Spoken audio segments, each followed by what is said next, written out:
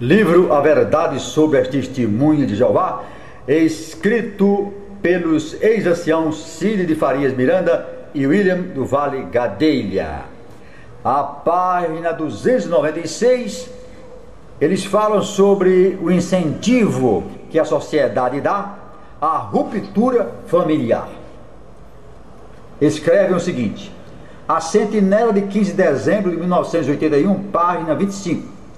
O absoluto perigo à espiritualidade também provê base para a separação. O crente, num lar dividido em sentido religioso, deve fazer todo o possível para aproveitar-se das provisões espirituais de Deus, mas permite-se a separação caso a oposição do cônjuge descrente realmente impossibilite praticar a adoração pura e puser em risco a espiritualidade.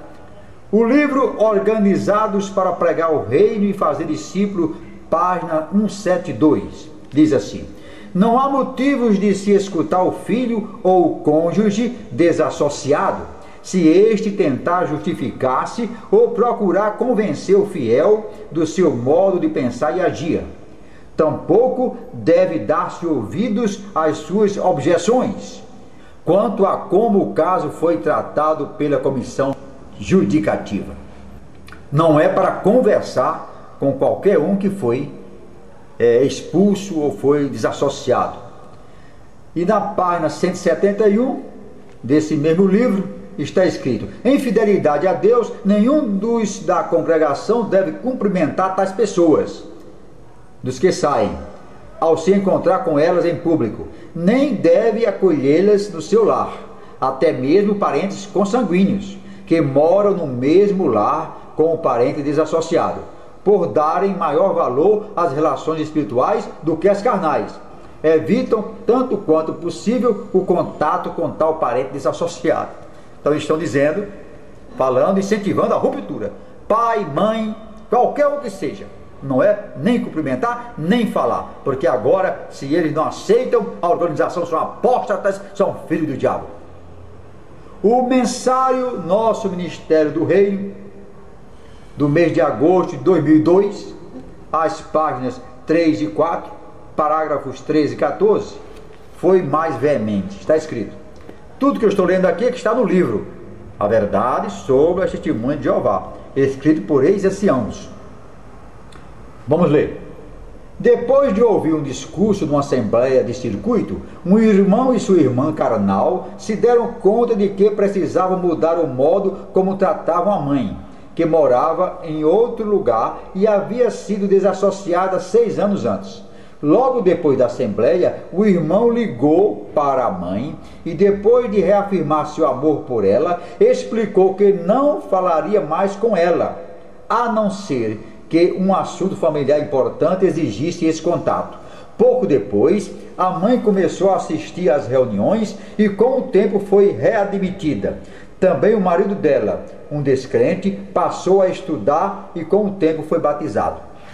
Apoiar lealmente a desassociação conforme delineada nas Escrituras demonstra nosso amor por Jeová e fornece uma resposta àquele que zomba dele. E podemos ter certeza de que o resultado será a bênção de Jeová. Sobre ele, o rei Davi escreveu: quanto aos seus estatutos, não me retirarei deles. Com alguém leal, agirás com lealdade. E continuam aqui os ex-anciãos, no seu livro.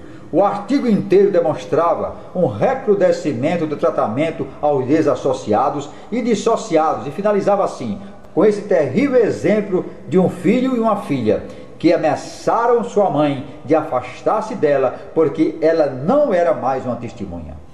Essa política inflexível é mais uma evidência inegável de que o corpo governante vê méritos num tratamento cruel, até mesmo de um filho à sua mãe, para que ela volte à soberana organização deles.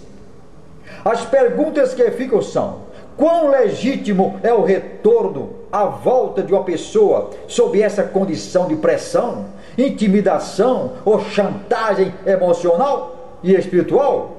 O que dizer dos milhares que nunca voltaram e jamais retornarão por conta dessa atitude desamorosa, grosseira e sem fundamento bíblico? Muitas pessoas se sentem amedrontadas diante do que lhes é passado como conselhos amorosos, alimento provido por uma fonte divina e sob orientação do Espírito Santo de Deus. Na verdade, sentem-se intimidadas de modo severo, mas preferem nem sequer pensar muito sobre o assunto. Não é de se admirar que, mesmo muitos membros que já perderam grande parte de sua fé nos ensinos dos homens do corpo governante, ainda assim possam se manter na organização pelo resto de seus dias. Então, comentário meu agora do pastor Ayrton: vive uma vida de hipocrisia. Como essa mãe aqui resolveu, pai e mãe, resolveram voltar para a associação, não porque aceitassem as doutrinas, mas por amor à filha, para estar próximo à filha, pelo amor à filha, não o amor à organização, não. Muitos continuam no salão do reino, para não perder a intimidade com seus filhos, porque se saírem vão perder sim, haverá uma ruptura familiar terrível. Eles apoiam, eles incentivam essa ruptura familiar, porque é um fundamentalismo cruel. E nós estamos lendo aqui o que foi escrito por homens que vivenciaram, que viveram, que têm a experiência, porque foram anciãos, eles receberam, tiveram conhecimento de textos confidenciais, eles sabem por dentro, conhecem por dentro toda a estrutura da sociedade Torre de Vigia.